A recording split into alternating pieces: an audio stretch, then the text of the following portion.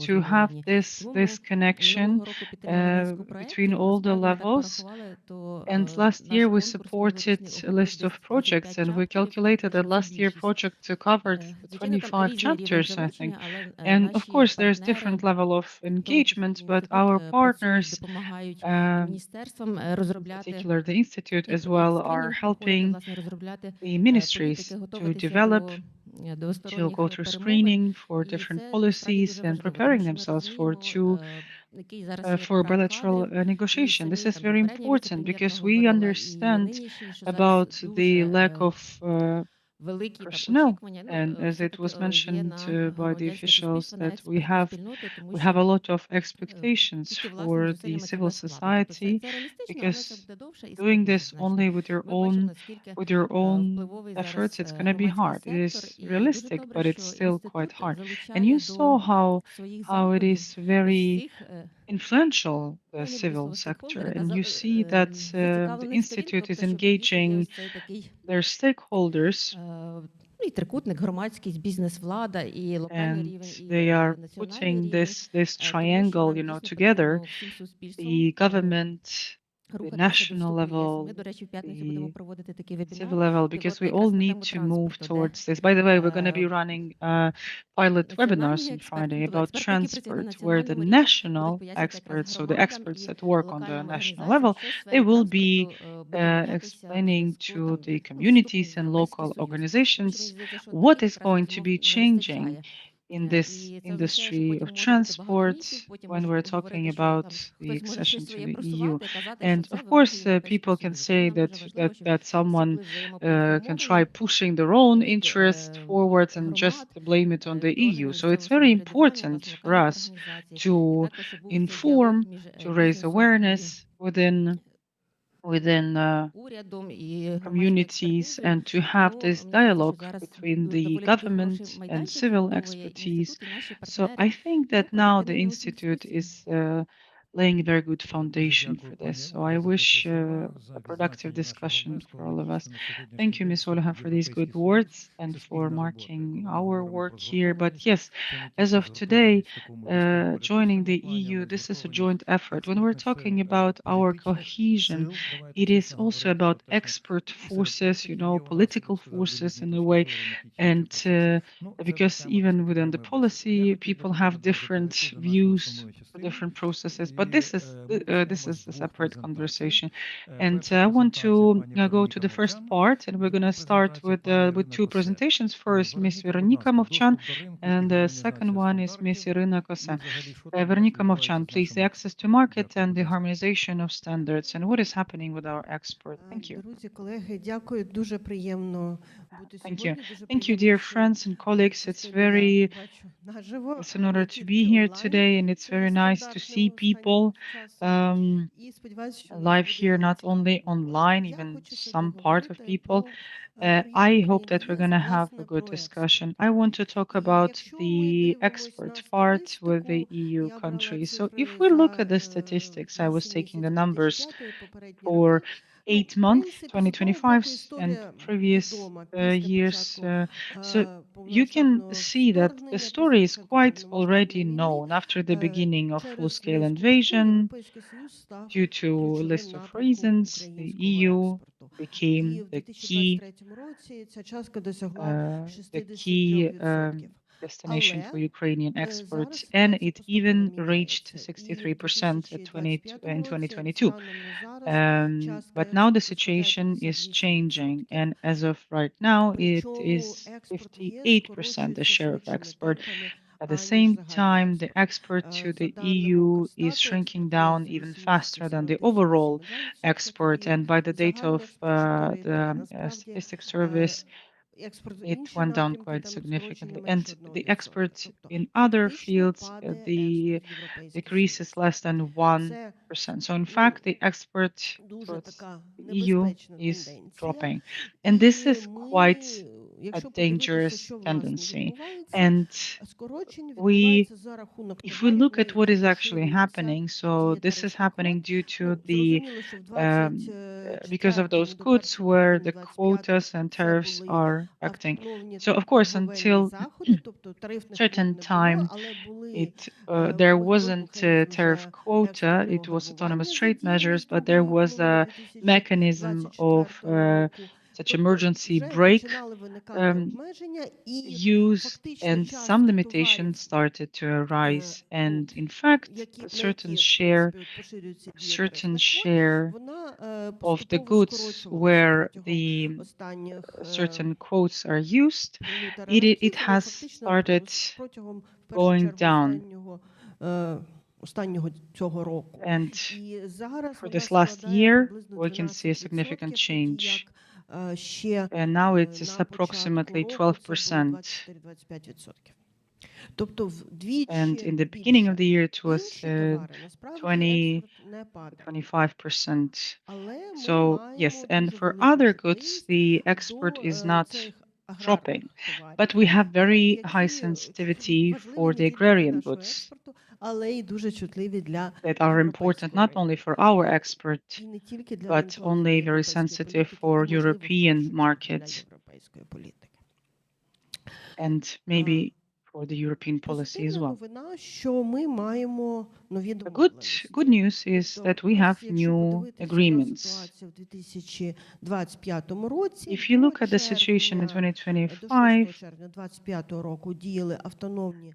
until the 6th of October 2025, we had autonomous trade measures in act, and that is a one-way decision from the EU to open the market. As for those goods that the market was not open to, when we're talking about the opening of the market, we are talking about 36 good category, but the rest is zero.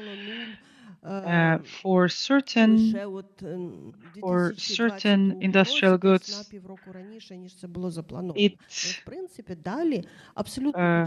the customs duty became zero, and the rest of those goods, so they are being sold with a zero customs duty. But we have certain goods that are very sensitive as for the European exports, and that's what we are negotiating about. And 2026 the 6th of October, what has happened? This is an agreement on association. So this is in fact creation of new tariff schedule, tariff system, and from the EU, the tariff quotas started acting. So this is a customs duty in a way, and the regulation on the price as well. From the side, unfortunately, there's a problem with the sound from the speaker. The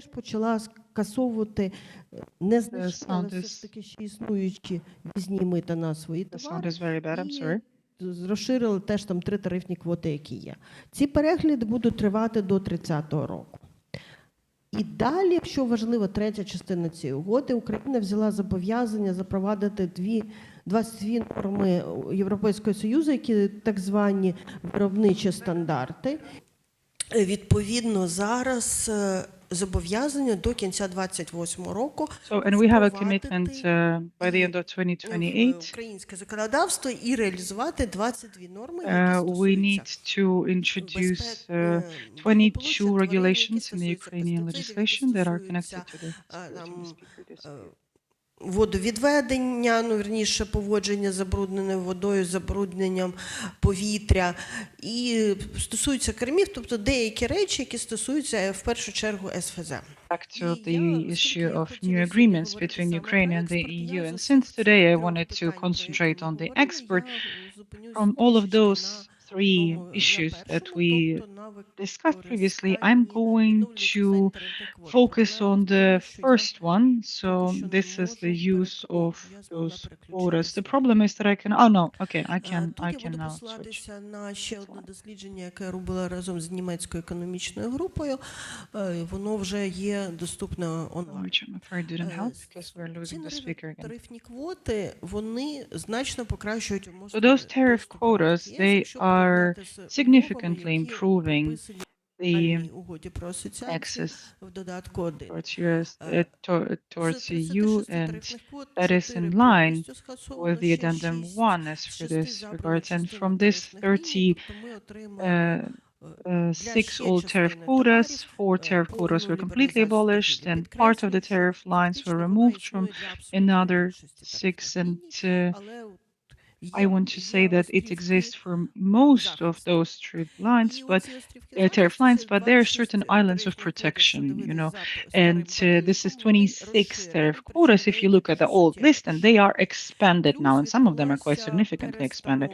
And also there was a little bit of a reshuffle of certain goods, and they were moved within the quotas, and some were created, even one for flour, which was a frequent ask because it was hard to work with this and be in time with the delivery of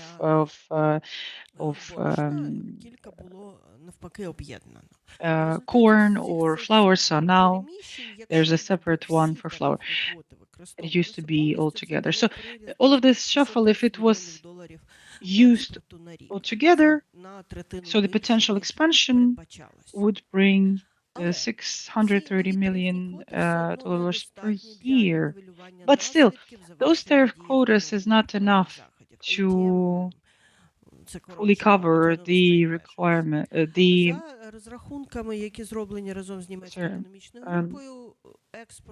speaker disappeared for 1 second. So it is still not covering the consequences of ATM. And we can see that by the calculation, the export is going down for $1.1 million because of the cancellation of the ATM, and the new tariff quotas are lower. So first of all, for the wheat, it's going to be not enough. And it's 1.3 now, and the export last year was 6 and 5 million tons. So it is not going to the market of EU, and it has to be reoriented. And we were trying to calculate this and taking into account the transport costs in the overall export of Ukraine. This is $253 million. This is 0.6% of the overall export. But this is also important. So the question is what to do.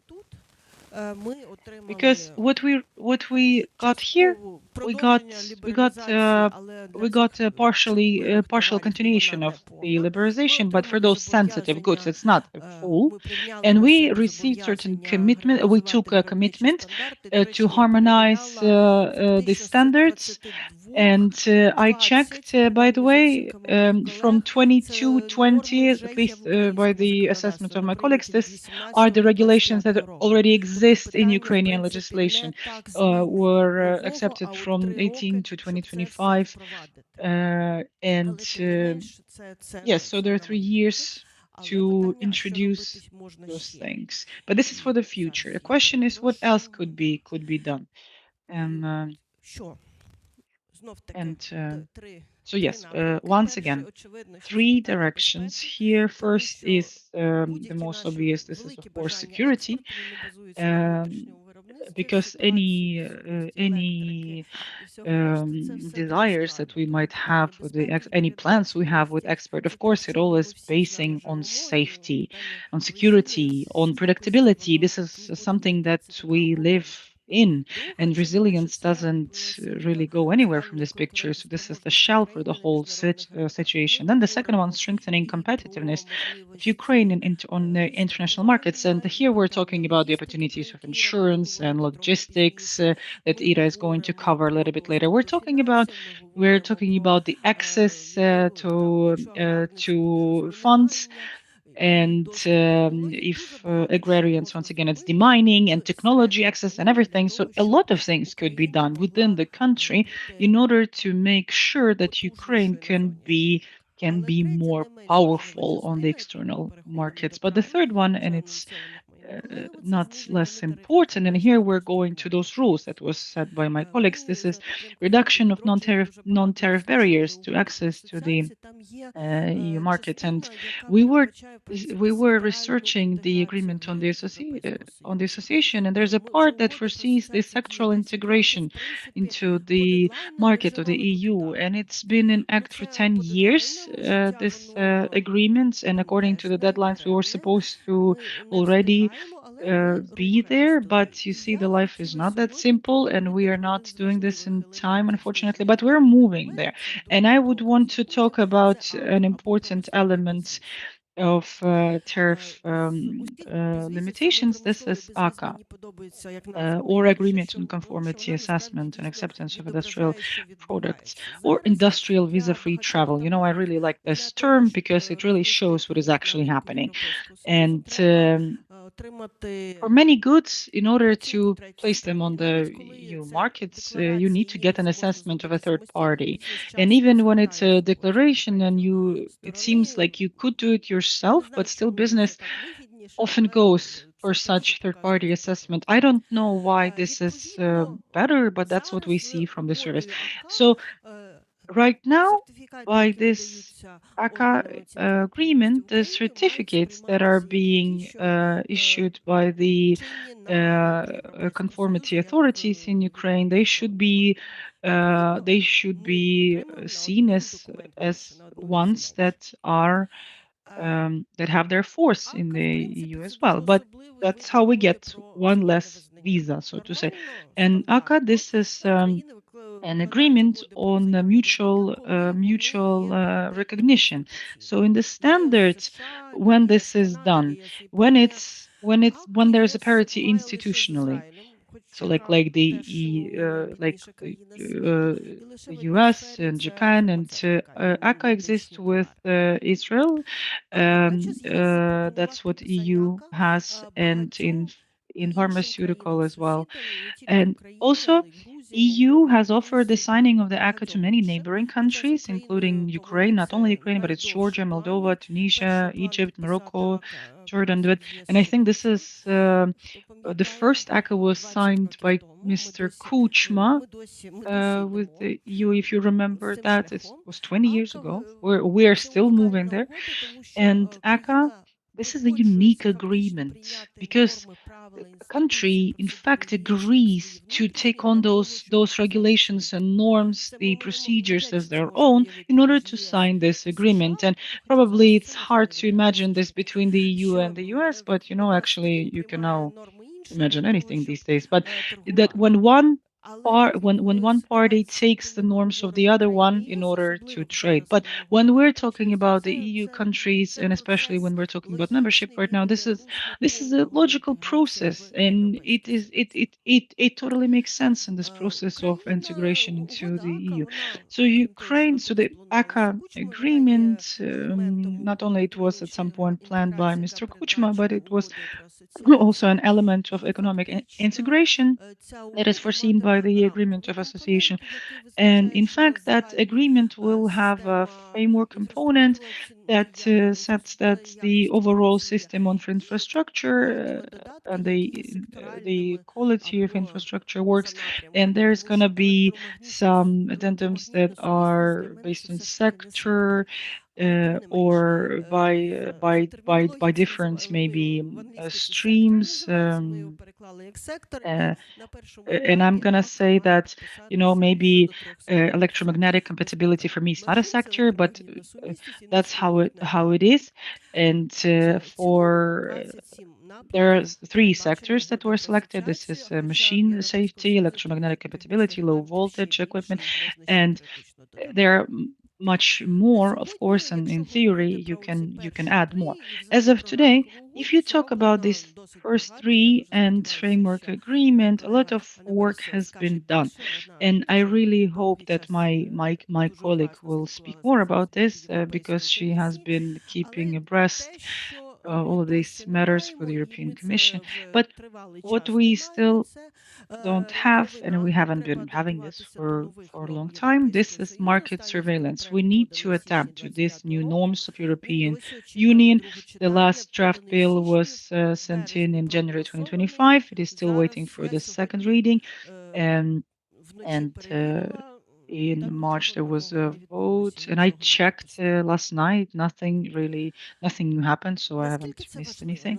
Наскільки How товари АКА, important вони is this будуть really? важливими How для important these того, щоб ACA щось goods, how поміняти? important are they gonna be Експорт, in order якщо to дивитися на change перші something? три товари, це десь Export, if you look at the 1000 first машини, це three goods, once again, легкове this все is електронні machinery, плюс-мінус. safety, this is low Для voltage багатьох equipment and тарифних electromagnetic ліній там може діяти, напевно, capability. і одна з цих For регулювальних, а many навіть всі три. tariff lines, Вони there's going to be зараз not only one займають приблизно 12% regulation, but even українського three of експорту them в ЄС, при чому цікаво, working що now. зараз They're в taking 2024 році цей approximately експорт вже 12% of подвоївся the whole приблизно Ukrainian до export рівня to EU, 2020 which is року. interesting because Хочу зауважити, що in 2024 it я almost came робила це back to the дослідження в level of 2020 році, а тоді 2020. могла забрати Um, звідти чи and I want 21-му to say могла that I was забрати doing this реекспорт. Зараз, research на in жаль, митниця 2020 and or блокує ці 2021, дані and I котрі. could have Тому я не знаю, скільки з цього excluded це була низька сировина, re-export, яка but зайшла unfortunately the для customs they don't виробництва publish this в data систему openly these кабелів days. і вийшла Uh, потім з but України.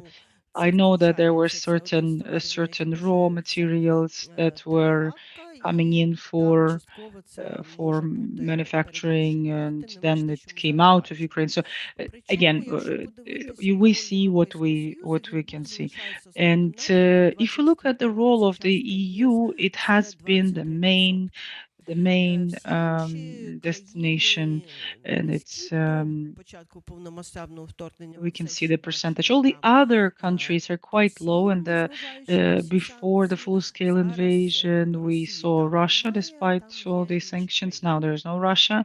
There are other countries. Я робила оцінку And зараз I трохи ran підвагою, an що відбудеться. assessment Припускаю, що ми робили дослідження by кілька років partial тому, звідти balance, можете and we were знімати doing this research a few цей years ago. процес How сертифікації. У нас вийшло, що much це would this більше process of 5% certification доларового cost? еквіваленту. And it is Єдине, що як ви around казали, що іноді треба отримати не 5% один of сертифікат, а the 3. equivalent. And Відповідно, but я just показую розрахунки, якщо це sometimes that вартість it одного showed that you need інформаційного to get not проекту, one вартість certificate but проходження three. So there was a процедур price залежно від for тарифної лінії, cost for скільки running коштів through one застосовується. procedure, or Оцінка again depending виходить від 6 on до the tariff line and how many 2,5% regulations експорту до are used. ЄС. So the Це assessment from порівняно з базовим. 1.6 from 0.6 Дивимося, to що це дуже 1.1 така export to upper-bound the estimate, це EU скоріше верхня межа, тому що, compared як я кажу, там є to the питання baseline. з And this одного is the боку upper цих bound estimate клайпецької because сировини, яка не потребуватиме цієї оцінки. on the З one іншого hand, боку, once ці again, всі there are some перші things три that АКа, don't вони need насправді this на більшість товарів assessment не вимагають оцінки uh, третьої сторони. Це може бути because декларація some of відповідності them на основі it's just власних тестів. tooling raw Але, materials, як я and казала, some they don't бізнес каже, що require він все одно this звертається assessment of оцінку conformity третьої in their сторони, own test. But тому still, business ми say that they go вивчаємо to ці third-party результати. assessment. They choose to do this, Але, so that's why we put тобто it in the цифри є, calculation. цифри позитивні, але вони There are не numbers, дуже великі. and Якщо but подивитися they на are всі not very 27, big. ситуація буде трошки And if краще. we look at Цікаво, the що, в whole принципі, тоді експорт 27, цих then the товарів situation is a little часткою bit better. And it's в interesting ЄС that the export of значно these goods and the зростає, share of the бо до війни вона export була максимум to the 46, EU, it зараз grows quite 32%. significantly. So Це before the war, it was доволі maximum драматично. 46, now Це 32, so still додалися, one наприклад, third. товари And будівельні now we товари, have які створюють some building великий goods блок в цьому експорті. also added І тут there цікаво, that що тут create дуже quite a сильно big block in міняється this тоді export. структура And it's того, interesting куди ми це that the веземо, але structure Європейський Союз is теж changing після quite початку війни, significantly після where змін логістики, він this is теж being taken стає sold. домінантним And after напрямком the в beginning of the war, after the 24-25 changes році. in the logistics, it І also що takes ми a маємо, dominant якщо part. ми So it was підписуємо a всі АККА, different ми percentage in отримуємо 2024. So вигоду what do we приблизно have втричі if більшу. we Ті застереження, sign які я сказала, вони застосовуються і тут, ECAA, але ACA? ми We принаймні ми are розуміємо, getting потенційний масштаб. we are getting increase in export growth to the EU, and we understand the scale. And not only that growth of export, we also have a simplification of export for new goods. Why? Because you don't need to get a second document on the new market, so it's easier to go to those markets, and it's quite easier access for SMEs because we need to understand одна велика інвестиція. it is not it is not Для it is not from each batch, but it is a small it is a big investment for SME, but here it makes it's easier. And I think the question of image and I think the same thing is going to happen to the industrial goods as well in other areas, and the integration of global value adding, and after the war, the simplification of signing such agreements about mutual recognition of conformity. So, yes, I want to summarize that 2025 is becoming a big challenge for export to the EU, and quite a significant change. And new agreements, though being very positive, but they will only help slowing down this trend, not fully mitigate it. So we're looking for other tools to work with this. And one of them, which is quite expected, this is, of course, signing an act, and this can be uh, uh, signing the ACA. And once again, it can be bringing from 0.6 to 1.1% in export. And if we are going to be efficient and active, and we will be moving as fast as we're declaring, then it can be triple. Thank you very much. Дякую, Вероніка. Да, значить, ми бачимо, що з одного боку правило це певні витрати. Thank you, Veronika. Yes, we see that on the one hand, of course, there's a certain cost, whatever we say, and you need to vary those costs. On the other hand, there are benefits connected to the growth and export, even though there's another part that we're not talking about right now. But of course, this is about competitiveness of your goods, and if there's zero customs fee, then this is what is coming to the front.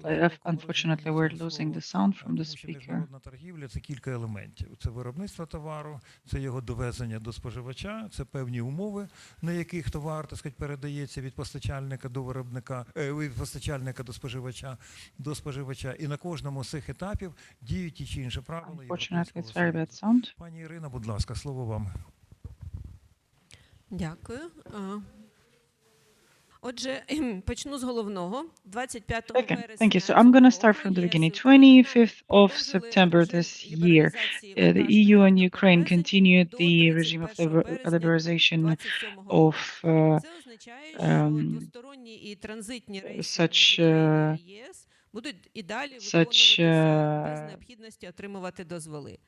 route for transport until March 31st, 2027.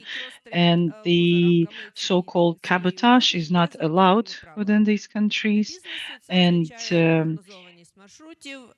cross-trade outside the agreement is governed by the separate rules. For business, that means more predictability routes, fewer administrative delays, and easier fleet planning. What exactly they continued, and how does it work each day? First is documents with the driver. This is not a formality. The driver must have documents confirming the legality of the trip and special sticker on the windshield stating that it falls under the agreement. And if you don't have one, this can be seen as a violation. So you can see an example of such sticker. And no permits regime exists for Euro 5 plus environmental standards. And then a safeguard warning. If a serious market disturbance occurs within the EU, the agreement there can be temporarily suspended. This is a safeguard against imbalances. And I'm going to talk about this more. And the third one is a political framework. The European Parliament approved the extension of this agreement until the end of 2025, and then the Commission prolonged it until March 2027. So, in fact, this is the official EU course, and the regime of liberalization is preserved, and the access to markets remains open. And this is critical, taking into account instability of our regular routes. And so how the safeguard clause works. So, in fact, it is like a political safeguard addressing the protests by some EU carriers. So, the logic is the following: if there is certain disturbance, the country can suspend this activity on their territory. Sorry for repeating myself, but this is important. But as of November 2025, this is important. There was no application of this reservation. No country announced a real suspension of the agreement on its territory. So, and of course, the risk of such spot restrictions remains. Now, yes, sorry, how do I move that? Yes, about the requirements and checkpoints in 2026. First, smart tachographs by starting from the 1st of July 2026, all the new freight vehicles registered in Ukraine must be equipped with smart tachographs. There are already 12 centers in Ukraine that have received the right to install those tachographs, and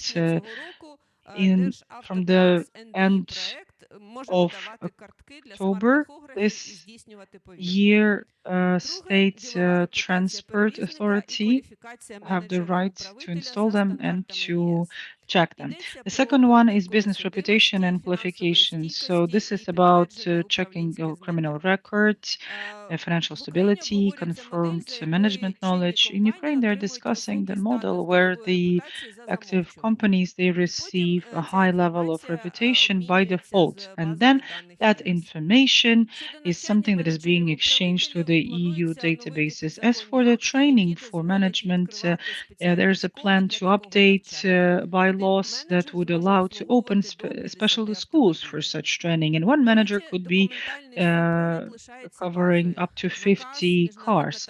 And the third one is documentary support. So this is CMR orders and the confirmation of the connection of the empty mileage with the main operation basic package and sticker for inspection at the border. So there's no formal target percentage set, but the process of execution of those requirements is going to be done regularly. So it's each quarter. So this is not just to tick off the box. And the opinion of such inspection will be directly connected to the decision whether it's going to be prolonged until March 2027. And let's talk about the war and logistics, because the war has limited the movement of the goods, of course. And after 2022, the share of the road transport and trade with the EU by value became structurally higher and remains the main channel for high value goods.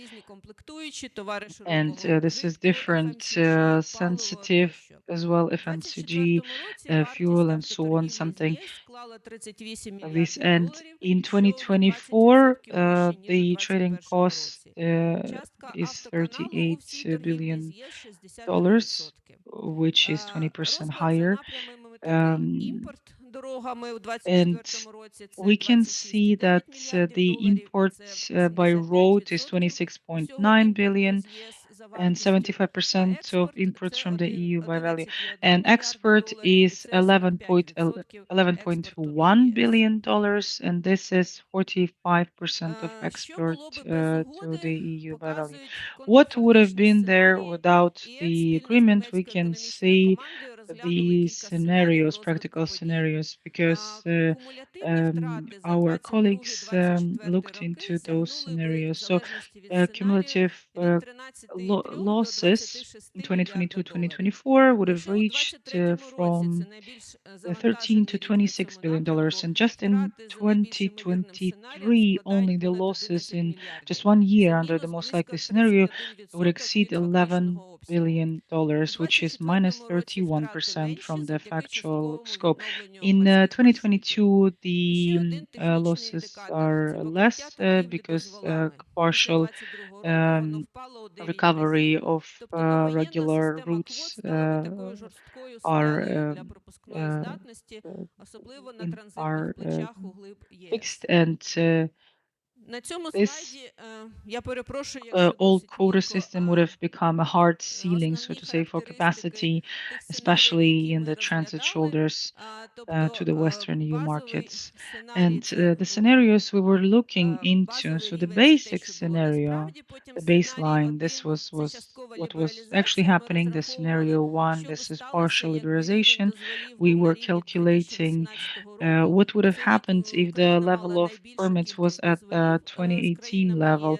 It's when there was the most permits with EU countries, and the scenario what would have happened if the level of permits had fallen at the level of 2021 when we were really lacking it, and the scenario number three, what would have happened if the same trend would have been continuing the negative scenario as it was before. So this is the worst scenario and the biggest figure for loss. And the assessment that we got on those scenarios, it correlates very well with the official line of Euro Commission, which is the prolongation for 2027, as it is called the tool of solidarity support. And the political domain, of course, we should also talk about this. The continuation of the regime in 2024-2025 caused certain resistance from some carriers, specifically in Poland, and there were blockades, and the position of critics, it's uneven conditions of competition, and uh, this increases sensitivity to such incidents. So safeguard clause, it is a real leverage. It's a real lever in case of imbalances. Once again, it hasn't happened, but if you have any proof of such abuse, this is something that you can pull this leverage in a specific area, and reputational and compliance risk have become part of competitiveness as well. What does it mean for the logistics right now? First of all, the absence of quotas and tariffs, it removed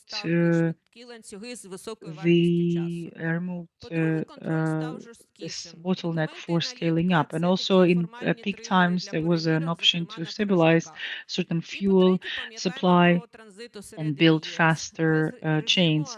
And also the sticker, this is a formal trigger for inspections, and the low quotas of transit in separate countries will quickly cover the key routes. And now, quick roadmap of actions until mid 2026. What business has to do? First of all, smartographs and those tachographs and driver cards, readiness of the fleet for registration. After 07/01/2026, service support for data upload, and then there should be a folder a folder with the drivers, CMR, order, insurance invoices, confirmation for those empty mileage and sticker, manager and reputation. This is compliance audit, work rest regime, control procedures, communication, and dispatcher training, on the controllers in the EU, internal monitoring, changes in requirements in countries of movements for marking, weight emission standards, environmental control zones, and so on. So for the government, it's bring the 2026 package to completion, smart tachographs, business reputation, and managers, digital interaction at the border, synchronization of electronic system to reduce those so-called regular queues and minimize manual checks, and public monitoring of effects is required. So regular reports on the impact, as I said, the Euro Commission will be checking each quarter how this agreement is observed, and for that you need to build a system of monitoring, and also channel of communication with the EU with clear KPIs for the independent assessment in 2026. So let me summarize. The transport visa-free system, this is a tool that received that could that allowed the trade within the within the war, and this extension until 2027. This is a certain, credit with agreements, and for the next year and a half, it will be about discipline, smart tachographs, managers' reputation, documents, sticker, and whoever has it wins. That's going to be the rule. The regime will work until we give grounds for safeguard break, because the cost of the mistake will cost billions of export-import flows for us. That's it from me. Thank you. Дякую, Ірина. Я думаю, що ми отримали Thank таку you, Irina. дуже панорамну картину. Да? З одного боку, I це think we питання received quite a пов'язані з panoramic торгівлею, тобто різного роду вимоги, picture. So on the one hand, з it is іншого something боку, це connected вимоги to the правил, trade and які пов'язані з requirements to логістикою. trade. On Хіба the що other hand, найменше this is the два з rules and кількох requirements елементів, that are на connected to яких the будується logistics. So at least торгівля, і те, що two називається of вільне of переміщення many товарів. elements Ми that the ну, на trade is цьому етапі standing upon, and what we call змогли a викласти. free movement Тепер of давайте goods, перейдемо до and обговорення. У нас є we люди, could які discuss залишилися. that. Ми дуже Now вдячні let's talk за about це. this. І я хотів Not би для now, let's talk початку about it. We надати have a слово few пану people that Олександрі stayed, and I Каві, would like to give заступнику the міністра floor фінансів to України, людина, яка Miss має досвід в Alexandra участі в Kava. транспортній This is the сфері, Deputy в сфері Ministry of Finance інфраструктури. Ну і, в in принципі, я так Ukraine, and she has делікатно скажу, що пан experience Олександр це наш давній in the партнер, з яким ми співпрацюємо he протягом has багатьох experience in років the в різних infrastructure matters and financial matters, Пане and Олександре, I'm будь gonna ласка, say слово that вам. Mr. Alexander Kava, 5-6 хвилин, please, the будь floor ласка. goes to you. Дякую дуже, Ігор Валентинович. Дякую, Вероніка і Ірина. Thank Ігор you very Валентинович much, так скромно Igor Valentinovich, мовчав, що я Veronika, був and його Irina. студентом, і він, власне, дав Um, мені всі Igor основи Valentinovich з міжнародних і was very економічних humble. відносин, за що я I йому was actually щиро his вдячний. student, and he gave me the От, і basis for багато чому my для knowledge нас on вчить. international economic Що стосується relationship, дій уряду для того, and щоб I'm very стимулювати grateful because he міжнародні taught me a економічні lot. And as стосунки for the між government, Україною та країнами in order Європейського to Союзу, то incentivize минулого року international уряд затвердив національну economic стратегію розвитку relationship between прикордонної Ukraine and інфраструктури з countries of the країнами EU. Last Євросоюзу year, the та government Республікою Молдова. adopted a В рамках national цієї стратегії strategy of передбачена development of відбудова infrastructure with countries пунктів-пропусків, of які є EU зараз, and тому що, Moldova. Within the framework of this як strategy, колеги правильно the говорили, development of certain обсяг points, торгівлі між checkpoints, Україною та ЄС is суттєво foreseen, as my colleagues rightfully збільшився, mentioned, оскільки the були scope проблеми of із морськими trade портами between відповідно Ukraine and the на EU сухопутні пункти was пропуску significantly автомобілів, так і growing, and since залізничні there were some збільшувались. problems Уряд докладав багато зусиль для того, щоб with the ports, дозволити and збільшити of course тих that brought потужностях, які є.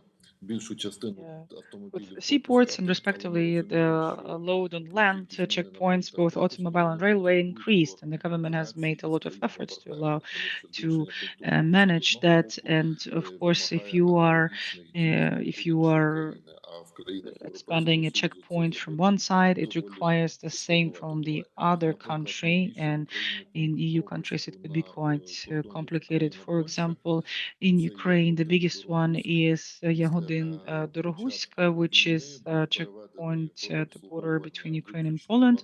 And after the beginning of the war, it was put into serving solely for the trucks, and now it allows up to 1,000 trucks per day.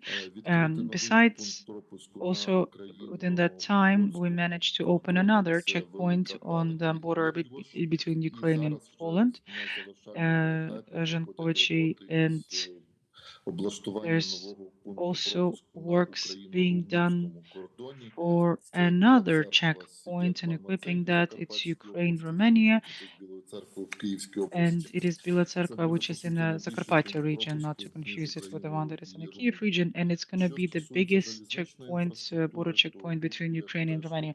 As for the railway infrastructure as well, the government has been putting a lot of effort in order to increase the scope of the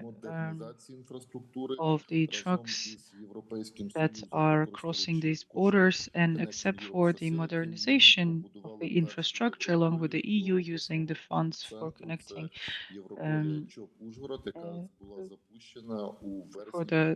from a special project for it, we built a first European railway towards the regional center. And in 2025, September of this year, not only the passengers, but also some shippers have the opportunity to send their cargo to the European Union from the regional center. So the work continues.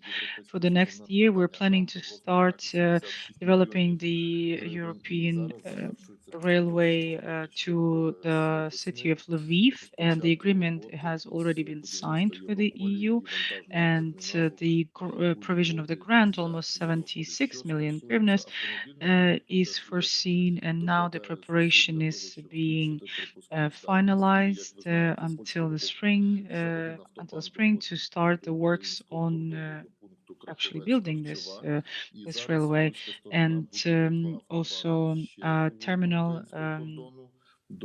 a special terminal for cargo in Lviv. And for Europe, if we're talking about the roads, also for highways, here too, the government is making efforts to increase the capacity. And as you know, from the Polish side, there's already one autobahn access to the Ukrainian border to the point between Ukraine and Poland. And you know, there's one in Ravaruska in Ukraine. Thank you, Alexander. You raised quite an important issue.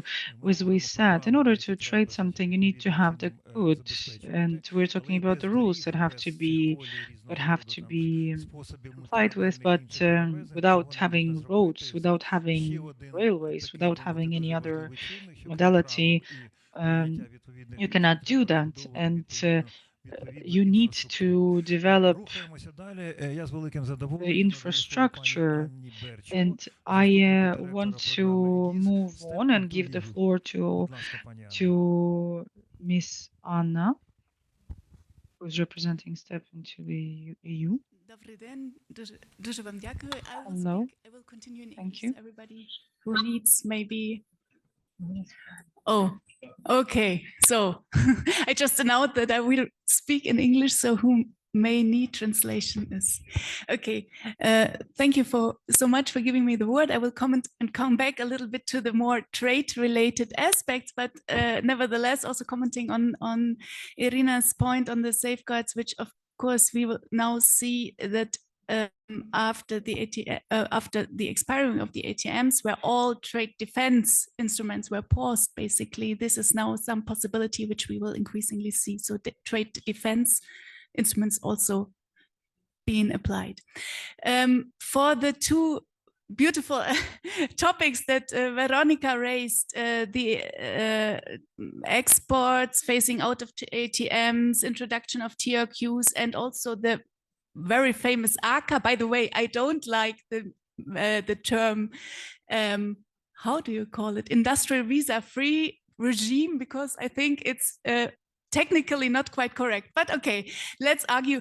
But for all of us sitting here around this table, the think tank community, the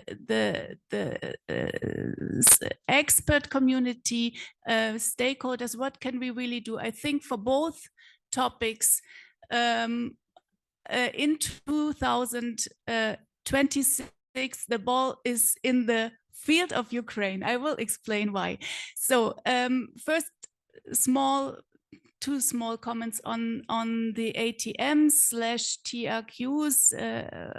It's always beautiful to see this sound and detailed analysis. It's so helpful really to see the figures that you prepare, Veronika. And of course, everybody understands that introduction.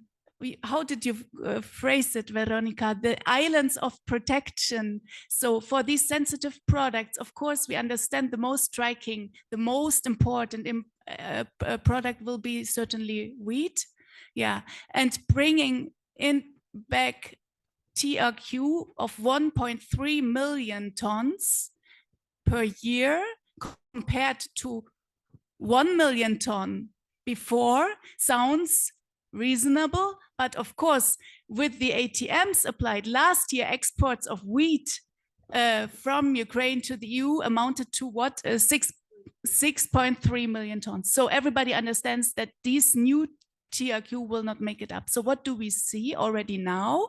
And maybe this is worth further discussion. Everybody talks about, yeah, stepping up the export of processed good, stepping up the export of value added. What we saw, I checked the figure for rapeseed oil, which really increased, but it was only month on month, August to September plus 350%. We need to check the, yeah, okay. But this is maybe just an indicator where what we may see. Some big agri players, we know this, are for some years already preparing the processed goods, stepping up their facilities, which again then leads us to what you also mentioned, Veronika. What is with the SPS standards? What is with animal welfare? What is with phytosanitary? And this is a big list. This is a big list, but why not also in this round to look at it and to start working on it? This, by the way, is, I think, more difficult to apply these standards. It's not just a question of harmonizing, of translating some standard, but it requires, I think, in Ukraine also really on the substance, on the production side, a lot of changes to implement them. Okay, so this is for this part. For the beloved and famous ACA, that, by the way, the GIZ program I'm representing also significantly supported in the field of alignment, in the field of harmonizing of standards, and also German Metrology Institute supported. So many stakeholders really for many years supported on this. What do we have? You mentioned there is a law in the Rada awaiting second reading, famous 12221 on market surveillance, but there's also another one, by the way, on conformity assessment 12426. So these laws, I think everybody concerned and working on this they have been discussing, there was a first draft already, I think 4 years ago, and the entire discussion is dragging on much longer. So what we have here is clearly, and now I'm in the position to say this freely, there is a political issue. Why is this? Because the market surveillance law changes some of the responsibilities and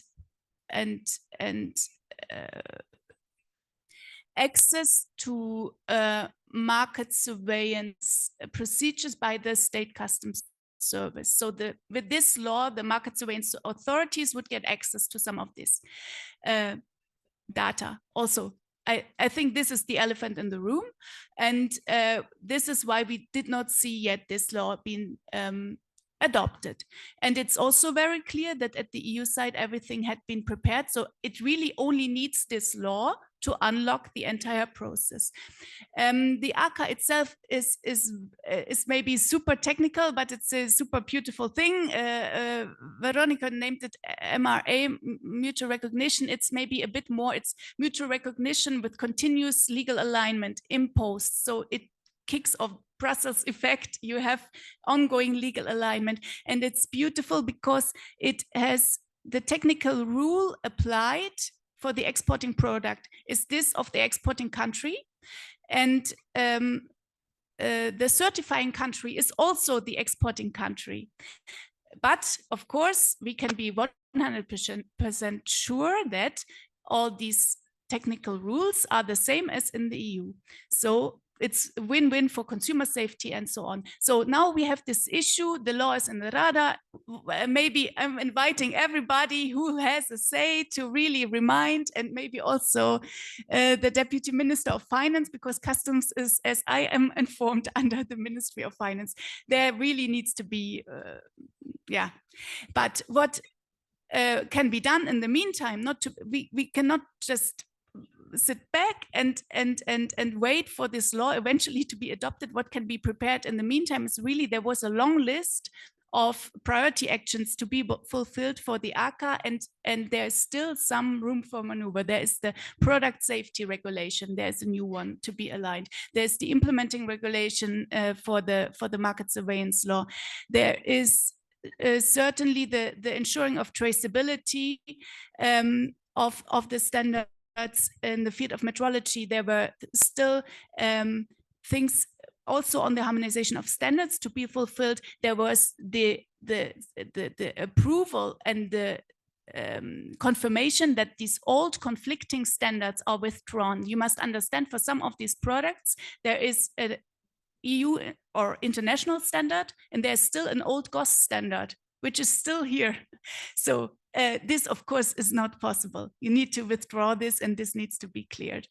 And then what we can have beyond these figures that you showed for these three sectors, of course, there are many more in the TBT annex. So once we have this ACA for these three, but there's easily to in-chain construction products, lifts, all these product groups where you have what you called this self-certification. Then there are other sectors which the EU may look a bit more careful, like in vitro diagnostics. It's not so easy to achieve, I think, but on others, for example, what I mentioned, construction products, and this will have a really big economic effect. So yeah, I will leave it with this. I think it's unfortunate, really, that this law is not adopted, but in the meantime, nobody should be relaxing and lazy, because this is really a promising file. And for the program I am representing, I can say that, yeah, we are also committed to work on this further. Thank you. Дуже дякую. Рухаємося далі. Я хотів би з великим Thank you very much. Let's move forward. I would like to give the floor to our multi-annual partner, Michael Emerson. He's a senior research fellow of Center for European Policy Studies, and I want to say that along with Michael and with his guidance, we were running researches on European integration with the example of three countries: Moldova, Georgia, and Ukraine, and that gave us an opportunity, on the one hand, to help us understand better what is required from us in the process of joining the EU, on the other hand, to understand what are the processes that need to be done within the country, also at this technical level. So, Michael, the floor is yours. Well, hello. Good to see you, Igor and Veronika, and other friends. So I'm in Brussels here at Independent Research Center, CEPS, which worked for many years very nicely with Veronika and Igor. So what I'll try to do now is, under 5 points, really to help you all understand the Brussels view as to where the enlargement process is going, heading, and that the candidacy of Ukraine in particular. I know quite a number of you are very expert, but maybe not all of you, and there are new developments.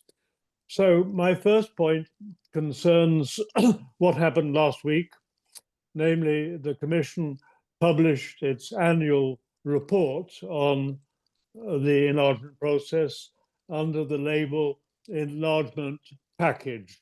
Those two words and EU get you via Google immediately into the substance, which is 1,000 pages of encyclopedic review as to where all of the candidates have got to under all of the 35 chapters that are involved, sectoral chapters.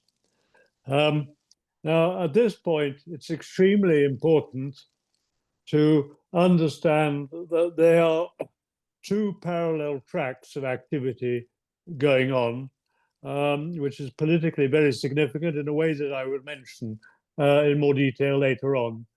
The first track is the official process of the Council of Ministers and the member states negotiating with the candidates the opening and closing of the 35 chapters or 6 clusters.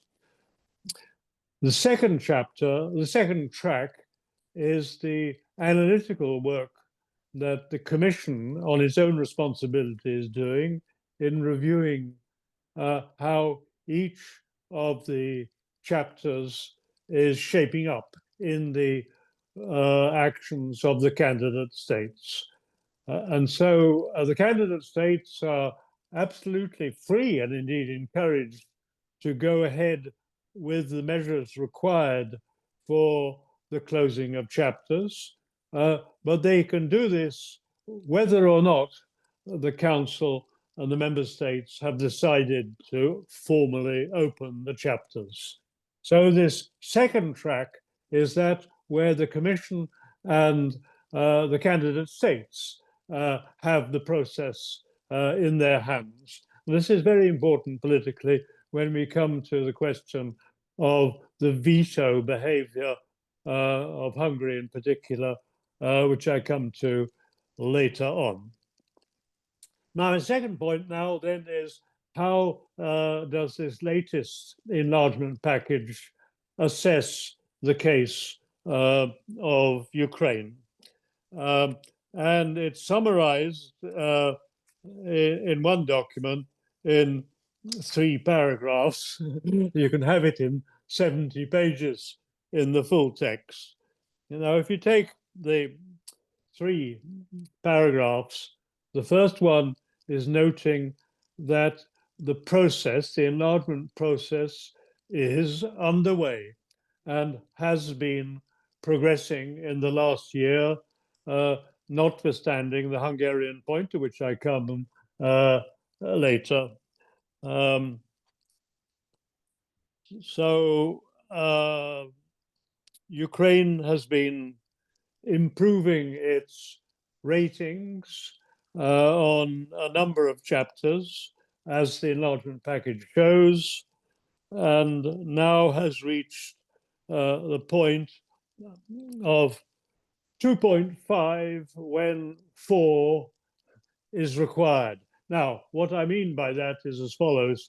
The enlargement package chapters are all summarized with a qualitative rating on a 5-level scale. A moderate preparedness for accession is a 3rd level, and a good preparedness is the 4th level.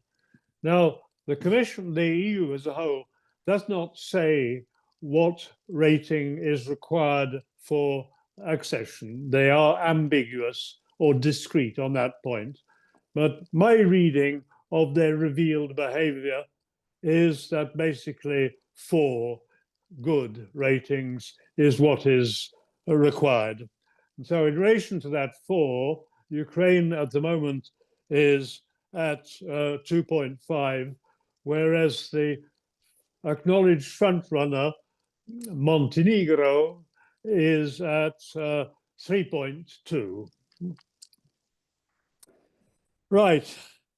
So that was the first paragraph. Now the second paragraph concerns the negative issues in which the episode involving the legislation in the Rada over Nabu and Sapu several months ago is the point. Now, those of us who have had the possibility to work on Ukraine for a long time, we were frankly shocked and dismayed by this episode. It led me here sitting in my home in Brussels to say, now, who are these people in the Rada and the administration who thought this was a good idea? And in particular, did the president and his chief of staff, did they see and know and approve what was going on? This, frankly, is a kind of thing that one might have expected under the former president Yanukovych. So absolutely no good. Now, at least your civil society protested rapidly and the thing was reversed. But now, in last days, I read that there is an energy corruption affair. So all of this has absolutely to be convincingly cleaned up, and it's clear that we're not there yet. Now, this doesn't stop the rest of the process from going on, but this still is absolute requirement. Now, the third paragraph relates to Ukraine's ambition to close the accession process in 2028, which of course requires resolution, where it really requires good rating on all chapters, including, of course, the rule of law. My own reading of the detail of the enlargement report and the level of progress of improved chapters in the last year is that 2028 looks a bit on the optimistic side, and 2030 would be my guess. Of course, all of this has to go alongside the absolute requirement that there be an acceptable end to the war, about which I say no more. Our thoughts are with you fighting this war every day. But now let us move on. Now, so that was my third point. This target 2028 looks more like 2030 to me. Now, the fourth point, now I come to the Hungarian veto. I guess most of you are aware that the attempt to open the fundamental chapter, the first and necessarily first one, has been vetoed by Hungary at every level, in the council working group and up to the council level and the summit level. So this is a very disagreeable affair internally. The only light on the horizon is that Mr. Orban faces a general election next year, 2026, and according to opinion polls, he will lose. And there'll be a new government whose chief, whose leader, Peter Magyar, promises to bring Hungary back into, if you like, a normal position politically, that then should scrap this veto. But this hasn't happened yet. That leads to my fifth point on the need for the European Union to make certain reforms to the enlargement process, which today is, as we've seen, vulnerable to this veto problem. we have, in our center, we recently published a paper here, as you can see, which is how to radically simplify and streamline the EU enlargement process. So this is available on the SEP's website. Now, the main point here is that we say, if particularly if this veto nonsense is carrying on, the Commission and Ukraine should be working up the effective preparedness of Ukraine under what at the beginning I described as the second track. And then, as and when Ukraine reach the for good level, then the Commission should straightforwardly propose a treaty of accession that would therefore require an important initiative, but legally absolutely entitled by the European Commission. And then that would be put to a vote in the Council. And if everybody agreed, well, that goes through. Accession happens in a normal way.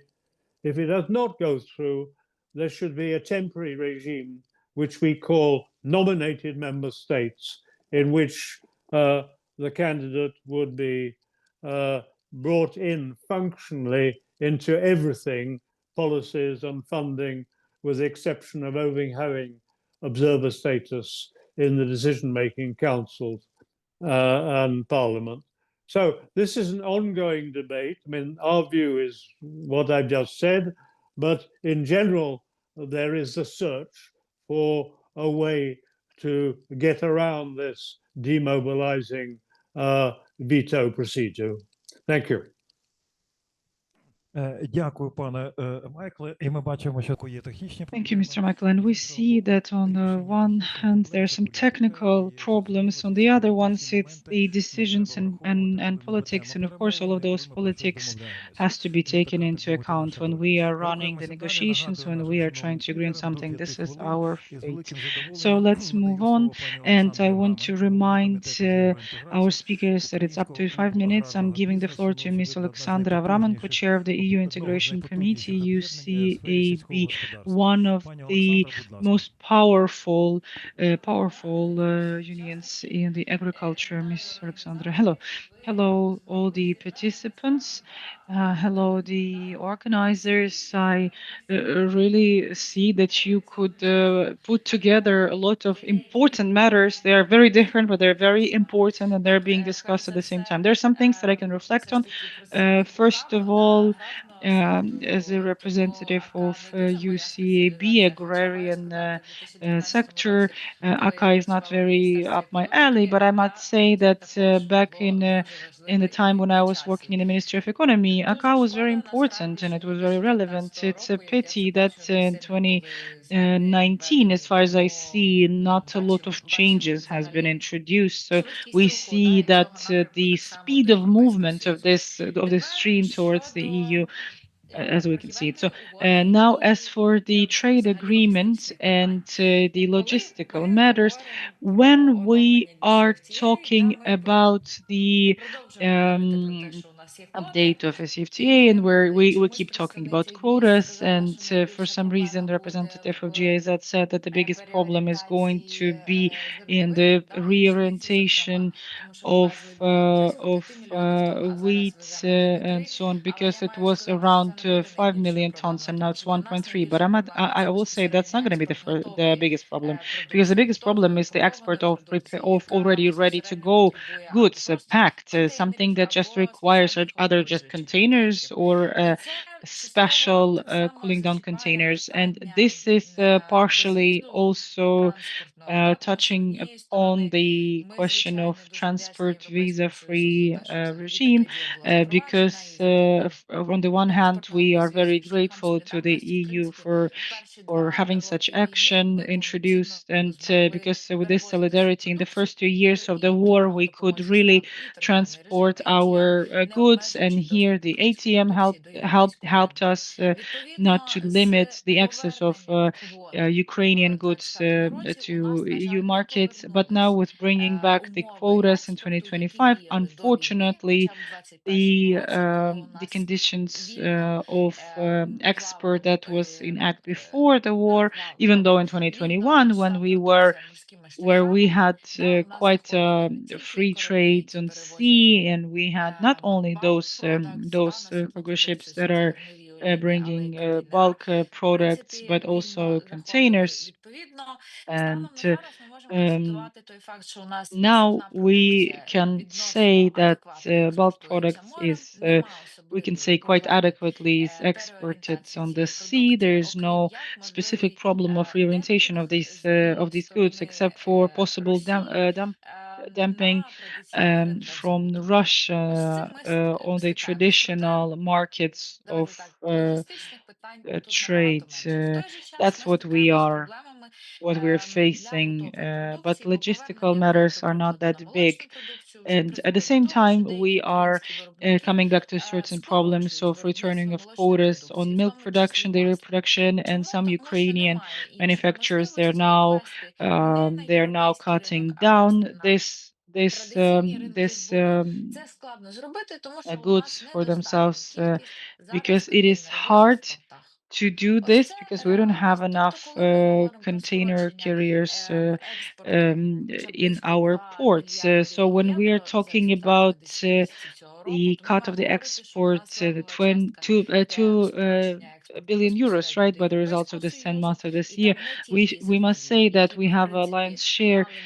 This is the decrease in export, in particular to the EU, and this is not only bulk products. But when we had an opportunity to do that in the last 2 years, but we had quite a good transit leftovers. But we're talking about ready-to-go goods already, and because of course we want to be processing and exporting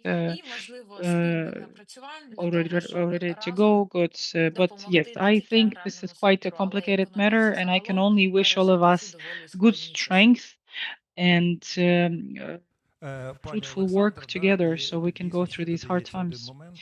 Ms. Alexandra, yes, indeed, there's another thing added here. It's something connected to technical facilities, because if there are no containers that is needed, there's no technical facilities, then a lot of these conversations are really require certain substantial base. Because yes, we see that it's not only about the regulations and norms, but it's also technological base, and so we are in line, and our equipment is not slowing us down towards the EU. I wanted to reflect here because it's not only about the equipment. The conditions has changed compared to what we had in 2021. Now we have much higher insurance costs, and they don't want to send to us really better ships because let's be honest, they don't want to risk the carriers. They don't want to risk, and the same as with Russia, but they have lower insurance risks or no war risks compared to us. So here we are losing, and we need the support of the EU in this. And at the same time, what I wanted to say is that as for the standards of manufacturing, this is just generally about the update of our key and where Ukrainian economy is moving from the point of view of aligning with the acquis. Not only the European legislation is this driver and what is pushing us towards all of these updates and the standards of manufacturing from 2014, and those standards that are written out in this new agreement, they are still only partially adopted. And let's be honest, they're not fully meeting the standards of the European Union. We had to be working together. We need to be working together on this legislative base, and we have to have this common dialogue between the business and the governments in order to make sure that those introduced standards of the EU in the future, they are not harming immediately the agrarian manufacturing uh, capabilities, because we are already quite, let's say, have a quite a challenging situation. So we can be able to integrate with the EU, but not losing the existing capacities and opportunities for work. Okay, thank you. I think we now switch to discussion pretty much. But thank you, Alexandra. I would like to give the floor to Mr. Valery Kokot, Project Manager, NGO Fund for Support of Reforms in Ukraine. Thank you, Mr. Igor. Dear colleagues, hello. First of all, I would like to say thank you to the experts, to Mr. Igor and Ms. Veronika that also joined this activity that I want to talk about that has been happening throughout the last 2 years. And I mean, this is the export strategy project for Ukraine, and such a strategic document that is covering all of those matters that we are talking about. This is a technical regulation, this is a transport, and such project draft was developed within the project Kipster that is implemented with the with the support of Fund of Reform in Ukraine, with the support of GIZ, and now this draft of expert strategy is being reviewed by the government. And as far as we know, there are only two key ministries that has to approve this project before it can be brought out to the government in December. And this draft project foresees the development of the exports until 2030, and it has quite ambitious components in it, especially on the background of those certain alarming signals that Ms. Veronika was talking about the decrease in exports towards the EU. And why this is ambitious? Because it foresees that as of 2030, the export of Ukraine, the total amount of export will be approximately $100 billion American dollars, which is double compared to the baseline in 2024. And to talk about this in more detail, as it was discussed today, of course, this is the first steps in the area of technical regulation and the ACA agreement and tariff barriers. And this is specifically important on the background of that report that we received from the European Commission with the relevant recommendations for 2026. And first of all, those recommendations, and I would like to highlight how those recommendations could be introduced in the export strategy and in our project tipster, and we expect the prolongation in December. And we also have embedded certain measures for support to strategic reform in Ukraine. So it is recommended from the European Commission to adopt the law on market surveillance and intensify the processes of adding new sectors into the ACAI agreement. And first of all, such position has been already reflected in the export strategy draft project, and where it is foreseen that within 2026 the ECA agreement has to be complemented with three prioritized sphere of industry in industrial sectors, industrial goods, and those sectors. This is the ones where huge efforts have been put in, and those are the sectors of insulation and heating, and to the upper panel for controlling the distribution of electrical voltage and water. And this great work has been carried out in Ukraine, and we're trying to accelerate this within this project and to make sure the gaps are covered. And of course, developing a roadmap for marking and for sectors that are going to be included in the ECA agreement. Also, important thing, as it was discussed, is removal of certain technical barriers. So to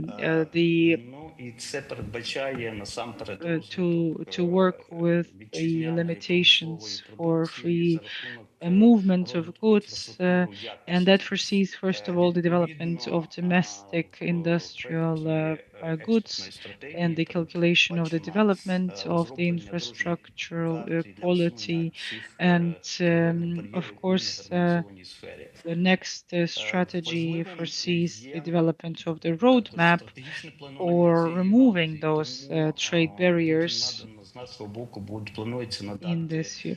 It is important to plan, and there's a plan to provide support for development of strategy of technical regulation for 2026 2031, with the integration and the existing already strategy for standardization, and that should also improve the conditions of activity for Ukrainian business. And also today, there were a lot of sectors and the streams mentioned that require support. And here, without incentivizing the investment, I hardly doubt this is possible to do. That's why expert strategy foresees certain investment plans. For example, as I said, industrial parks, as I say, and that's this. It is. I believe that within 2026, approximately 2 billion of hryvnias could be incentivized for development of industrial parks. And also, there's a matter of increasing the cap for loans or under the 579 credit program up to 5 million hryvnias per project, which is quite significantly increasing the opportunities for investment into an activity. A lot of people were talking about the war insurance and insuring the risks, and without really proper insurance, it is hard to do this. It's hard to expand with Ukrainian goods, especially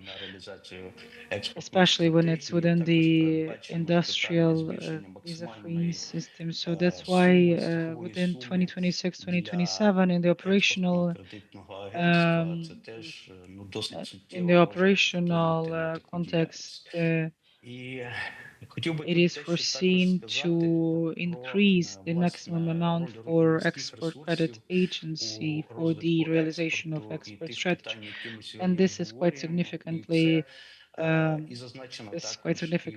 be impacting this activity. And I would like to say that about the human resources in the development of export and the matters that we're discussing today, it is also mentioned in the report of European Commission when we're talking about strengthening the efficiency and representing the trade economical interest of Ukraine abroad. And that's why the project of export strategy foresees such programs for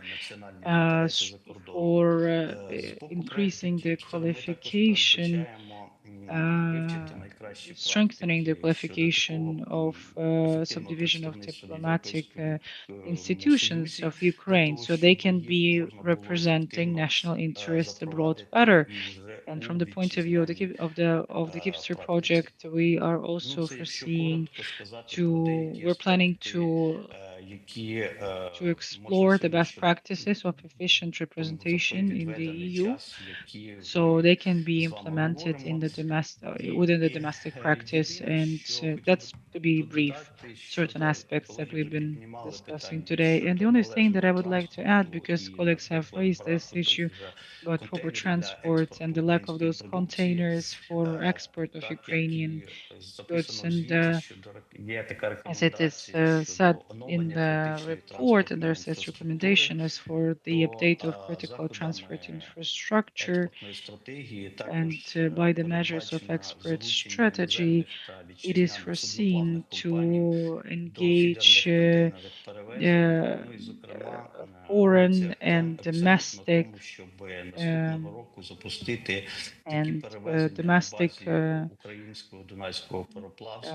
shipping companies and containers transportation, and in particular the emphasis is placed on the next year where it's possible. Yes, thank you. Thank you, Mr. Valeri. Let's move on. We have two more speakers. It's going to be very interesting. Yana Ohrimenko, Senior Economist, Center for Economic Strategy.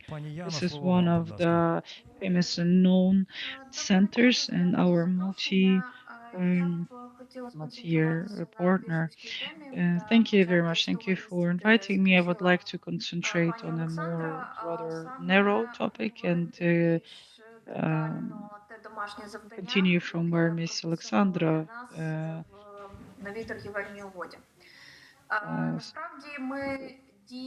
post, and talking about the homework that is set for us in the new trade agreement. This is true that we have implemented most of those normative acts that are foreseen in the updated agreement, but we implemented this only partially.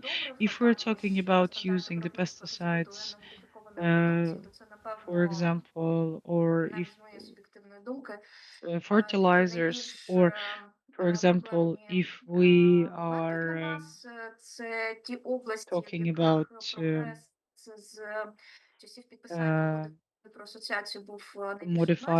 sale of modified products, standards for production, and this is probably, at least my subject opinion, the most problematic point for us. And I think that the key problem is that the full approximation of these standards requires rather more active engagement from the government. Overall, this model of joint agrarian policy of the EU, it is really basing on the active state, and it's about financing and monitoring. And those functions of financing and monitoring, they are very closely related, because the financing is a precondition for monitoring. And since the system is not working fully for us to ensure all of these requirements, is going to be very problematic. Also, we're lacking laboratories.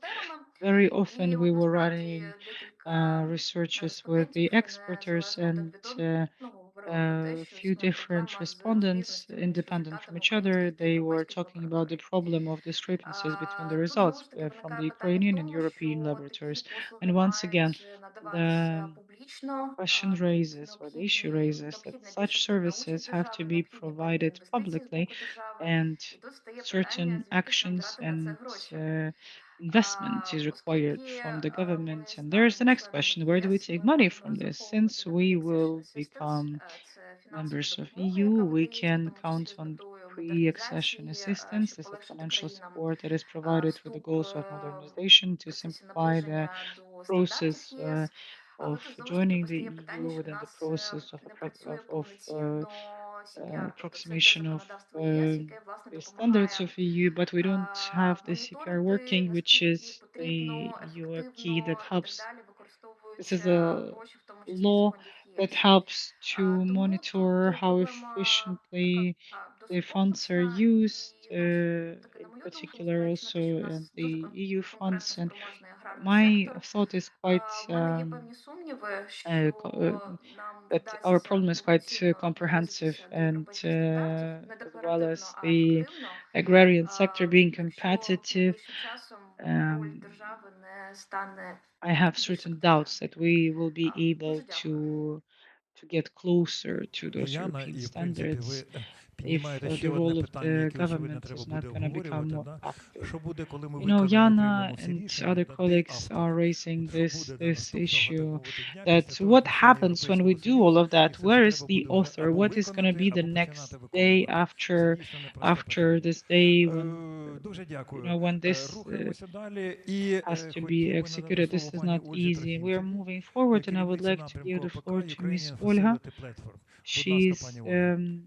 Так, from дуже Ukrainian дякую, колеги. Facility Сподіваюсь, мене чутно Platform. видно. І насправді, по-перше, дякую за Yes, цей thank you, colleagues. захід. I hope you За дуже цікаву see me тему. and hear me. Якраз такий дуже Thank you хороший for this приклад, як на very мене, interesting цієї резилієнтності і event, an стійкості, interesting попри topic, a very проблеми good з example of технікою, resilience. електрикою, And, звуком. you know, Все despite вдалося, the і я problems вважаю, with і я напевно продовжую це electricity, тему, яку sound, почали and пані Олександра і пані technical Яна, problems, we're і still here. And I насправді probably і will в continue on своїй what Miss презентації пані Alexandra, Miss Вероніка. Yana, and Так, even прозвучали вже Miss ось Veronika in ці her presentation mentioned that фактично посили, я б um, сказала, так, where які we heard стосуються того, those що messages, I would say, у нас that are навіть related якщо to.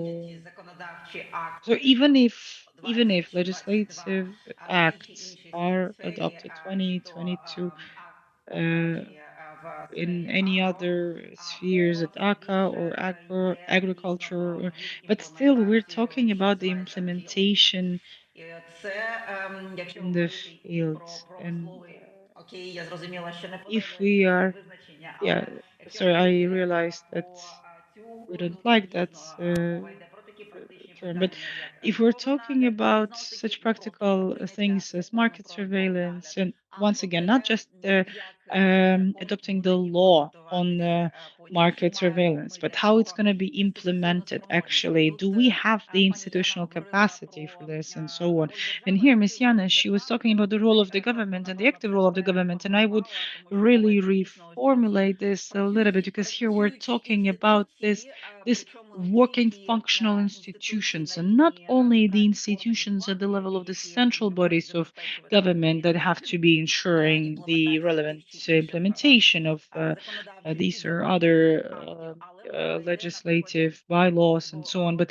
we're talking about, as in мова йде with про відповідні дійсно ACA, сертифікаційні we're органи, talking про about really лабораторні проекти certificational згадували, так, і спроможність. Тут bodies дійсно and мова йде і про laboratories that фінансування, were про mentioned, and then we're моніторинг, так, talking що about згадувала пані financing, Яна, але about і про контроль monitoring that також, was так, mentioned тому by що Ms. це Yana, but дійсно also ось control, весь цей because ланцюг, it is який indeed мають this whole забезпечувати chain that державні has органи to на be всіх уровнях, and на всіх рівнях. that has to І be якщо ми ensured говоримо by про the governmental до речі, bodies at all the levels. And by the way, if we're talking АПК, about аграрно ECA, промисловий комплекс then міг бути безпосередньо зацікавлений в really тому, щоб ця угода uh, працювала, uh, тому що прямо зараз пані Олександра, якщо не помиляюсь, AIC, також знаходиться в agrarian великій виставці агротехніка, де також agrarian є наші industrial complex. виробники, They're наші also interested, and виробники if I'm not оснащені wrong, обладнанням our colleague різному Miss по чому. Alexandra, she's І in Hanover сюди додається, до речі, такі on a сектори, big як біотур exposition і on екстек, тому agrarian що тут мова йде про tech, and біотехнологічні we препарати, also have our ветеринарні препарати, manufacturers of such мова йде equipment, про and насіння, інші there's also речовини, biotech because we're talking які about виробляють biotechnological не прямо, скажімо так, products, підв'язані так veterinarian є products, частиною and ось seeds and other spheres, секторів, які because підпадають під дію something that is not directly connected, but it's угоди still part АКА. of those І sectors відповідно, that fall under скажімо так, ACA. знову ж таки, якщо And говорити про so, плюси і and мінуси, we can say абсолютно if дуже we're дякую за talking ці about the дослідження. pros and cons, and thank you Сподіваюся, for що this якщо все research, так and I буде, hope що плюсів that та і that's how it's збільшення, gonna звичайно, be as зменшення for the монетарних бар'єрів pros для and нашого експорту the і increase of відповідно збільшення товарообігу між Україною та ЄС. Але tariff знову ж barriers for our повертаючись до export and the того, increase in що, the наприклад, ти говорила, food що turnover стратегію between чергове, Ukraine and the EU. певно, варто But звернути once again, увагу, as it більшу was увагу, якраз mentioned ось на about the ці критичні strategy, точки, export які стосуються strategy, I think імплементації на місцях it is і important відповідно to через highlight ось those ці critical points that are спроможності about the на implementation тих in чи the fields, інших and also the інституцій, не capacity лише моніторингу, of контрольного, а different і таке institutions, інше, not only але monitoring and починаючи від control сертифікації, and so on, but акредитації starting from the і так далі, certification, і інші accreditation, and so технології, on, and ending with, інфраструктурні, once again, говорили transport про visa-free system, as we talked about, and агроімпорт. we Нам talked about терміново потрібно ACA and export and попрацювати з import, and we have to митницею, work with значить, the працювати з customs митницею, immediately. What do I mean? It's the reform and a lot of things that are recorded in the export strategy growth to 100 billion we're not gonna get because we are this is the customs is one of those bottlenecks that are unfortunately this is very unfortunate, but no, that's not a secret. Everyone knows about this, where a lot of things are being slow down there. So here I will stop talking and thank you for inviting me and thank you for this variety of topics. I think that we could do at least Дуже at дякую, least пані Ольга. Ну і давайте будемо трошки half a таки dozen more events like this about different sectors. Okay, thank you, Ms. Olga. Let's move towards the conclusion of this meeting. I think we received a lot of interesting materials on the research and also the speeches from different sectors, the state sector, business, export environment, and I think this is very important for this integrated way of looking at problems and trying to fix them. And this discussion that we've been having today, it showed that the accession to the EU and all the negotiations that we're running, it is broken down into two parts technologically. Yes, of course, it's different chapters, different areas, but nevertheless, there is still a big level of integration. When we're talking about agriculture, this is processing. This is both processing, technical equipment, it's the tractors, the machinery, and so on. Then it's transporting, right? And then when the system starts to work, then we get the needed economic effect. So we are practically in the end of this, at the end of this meeting. If there are 1-2 comments from our audience, then we will take that and then finish. Thank you for the word. You hear me, right? Thank you for inviting and thank you for giving me the floor. I was invited as a speaker and I was preparing a presentation. If I have 5 minutes, I can present it. If no, I can just shortly try to. Okay. I think that we could have bring a certain input into this discussion and receive a certain feedback from the roundtable towards the sphere where I represent, and we are an NGO and we're working as a consultative as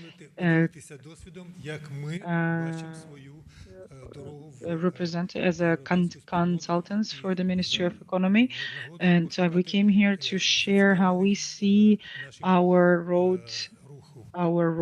as well, and how we can help or how to find someone who's interested in our work. So our work is about using the resources within our waters and outside, and we have the prevailing principle in our field that you need to take care of yourself, and of course in the fishing industry this is important, and we need to talk about the following, that the goods in the ocean that many countries are fighting for in the world, of course it is in demand and the competition is quite severe, and it's bringing the execution of certain resources, but Ukraine has unused potential in this field, and we were taking part in the opening of many resources in the ocean, and we are part of many members on fishing, and we are potentially striving for more, and we have bilateral agreements as well, as we discussed today, like an agreement on association between Ukraine and European Union. We do have issues that we discuss, and they are unfortunately not moving that fastly. In October, there was an aligning of position of the fifth cluster of agricultural sphere, and our topic was also voiced in that environment, and we believe that we are lacking the subjectiveness and independence and consecutive defense of our interests. And we are dependent, we're dependent from the resources, the sea and the oceanic resources. We do have experience in launching a remote industrial development, and we want to increase the potential, the material and the legal. The material, we have some leftover fleet from hundreds to, but we unfortunately don't use it as we would want to, and we give it, we lease it, we give it to others, to other foreigners, pretty much, like Portugal is using our rights there in the Northern Atlantics, and we have ships that we have some ships that could have been used, and we have more ships that could have been used in the work in this area. And let's say that in the ocean we are getting, by one ship, we're getting seven times more than what we do in our waters. So to forget about this potential, it's not good for you, especially that we're losing the last ship, one we're talking about here, and it is being given to someone else, and we're using something else. And I want to show you the example of Iceland, because when in their waters they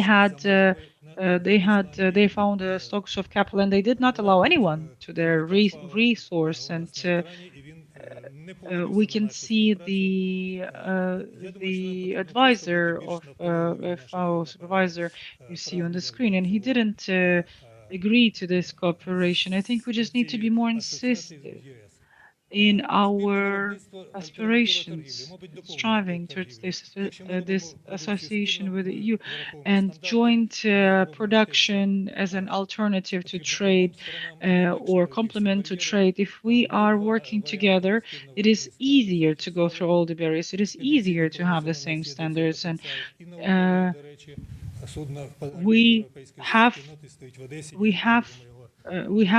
potential for expeditionary fishing, which is the most effective way to use vessels. And yes, I need to wrap it up. Yes, okay. So we're working within the framework of subgroup of consultative body for the Ministry of Economy, and we provided our proposals, and there's going to be a meeting soon about this, and I hope that you would also help us to stand our ground on the interest of Ukraine at the governmental level.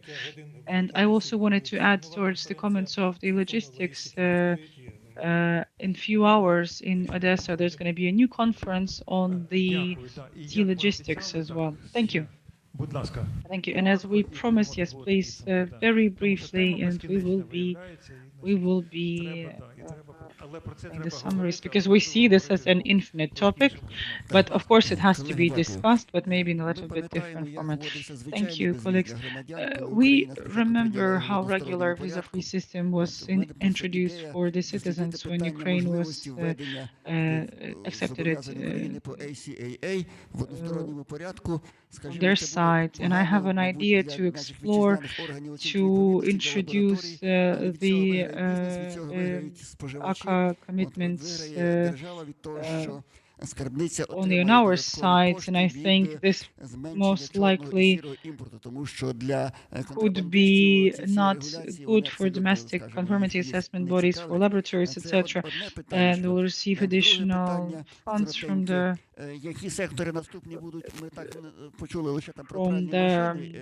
reduced reduction of black and gray imports, so to say, because for smugglers all these regulations are not interested in this one, right? So, and another thing is briefly what sectors are next. We only heard about washing machines. I would really like to learn about this process of determining all the following sectors. And another very important thing, you know, on the implementation of directives, you know, there's such saying in Ukrainian that God's protection, it's under God's protection. You need to do things yourself, and there are regulations for the technical implementation of directives, but these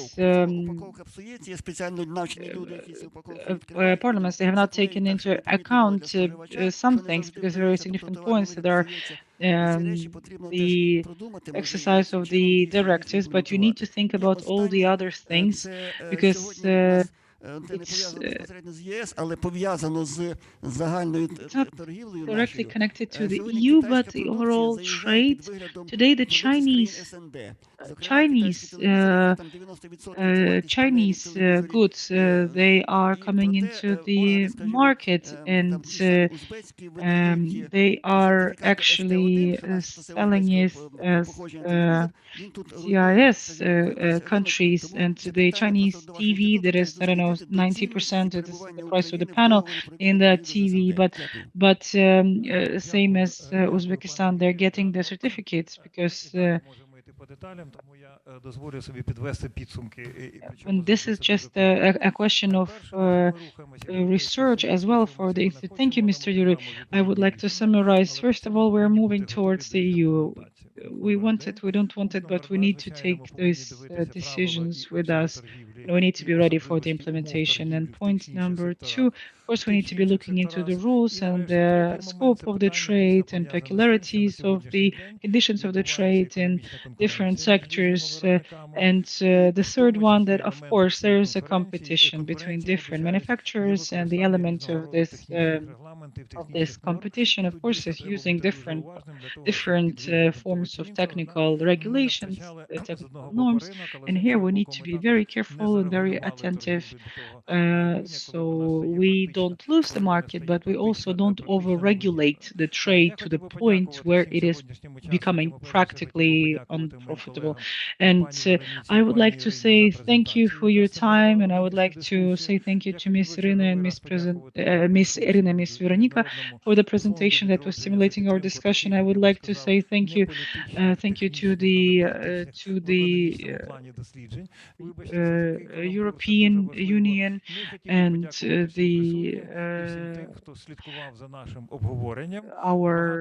our colleagues, of course, that were with us, International Renaissance Foundation, and of course a lot of things depend on these discussions, on the actions, but we'll see how we're going to be moving forward.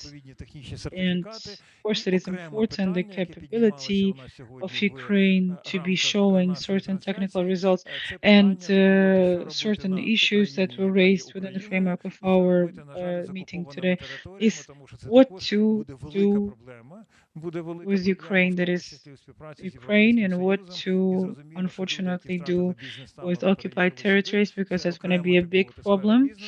And cooperation with the EU, and of course people that lost their business, that moved here, and this is a separate topic. And of course there should be some political tools that are not foreseen by the regulation of the EU, but this is once again a topic for a separate discussion. Thank you very much. Until the next meeting.